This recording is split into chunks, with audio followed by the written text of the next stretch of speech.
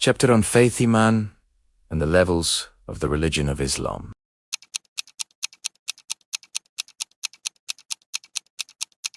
Question: what are the levels of the religion of Islam? Islam is composed of 3 levels. As mentioned in the famous Hadith of Gabriel, Islam submission to Allah through outward acts of worship.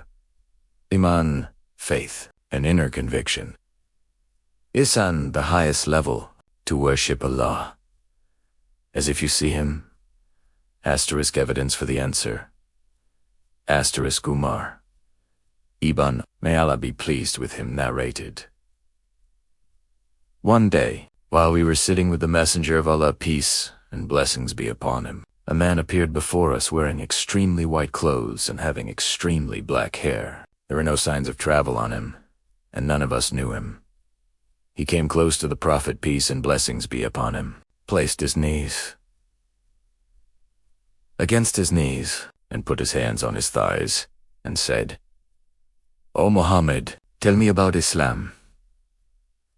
The Messenger of Allah, peace and blessings be upon him, said, "Islam is that you testify that there is no deity worthy of worship except Allah, and that Muhammad is the Messenger of Allah. Peace and blessings be upon him. You establish the 5 daily prayers. You give zakah. You fast during Ramadan, and you perform Hajj if you are able to do so." He said, "You have spoken the truth." We were amazed that he questioned him and then confirmed his answer. Then he said, "Tell me about faith, Iman." The Prophet, peace and blessings be upon him, said, "Faith is to believe in Allah, His angels, His scriptures, His messengers, the last day, and to believe in divine decree, both its good and its bad." He said, "You have spoken the truth." Then he said, "Tell me about excellence, Ihsan." The Prophet, peace and blessings be upon him, said, "It is to worship Allah as if you see Him, and even if you do not see Him, know that He surely sees you." Then he said, "Tell me about the hour, the day of judgment." The Prophet, peace and blessings be upon him, said, "The one questioned knows no more about it than the one asking." He said, "Then tell me about its signs." The Prophet, peace and blessings be upon him, said, "When a slave woman gives birth to her master, and when you see barefoot, naked, destitute shepherds competing in constructing tall buildings." Then the man left. After some time, the Prophet, peace and blessings be upon him, said, "O Umar, do you know who the questioner was?" I said, "Allah and His Messenger, peace and blessings be upon him, know best." He said, "It was Gabriel. Gabriel, he came to teach you your religion." Here is the commentary on the Hadith. Shaykh Salih, al-Shaykh said, "If a female slave gives birth to a child, a boy or a girl from her owner, then this child becomes her master just like the owner.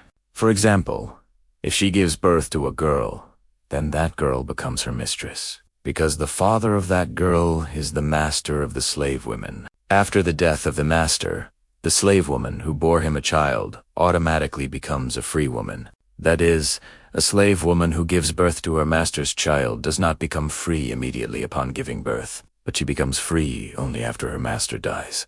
Therefore, the Hadith says, the slave woman will give birth to her mistress." Some scholars said that these words indicate that in the future, the number of slaves would increase, and slave women would give birth to their mistresses much more frequently. A sign of the last hour is precisely that such cases will become numerous and widespread among the people. And this indeed happened when conquests increased, and the number of slaves became large. A man would have many slave women, and if one of them gave birth, her children would become her masters. Sharh.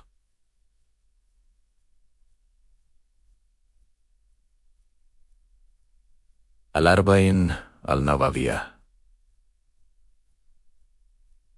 Pages 78-79. Muslim 8.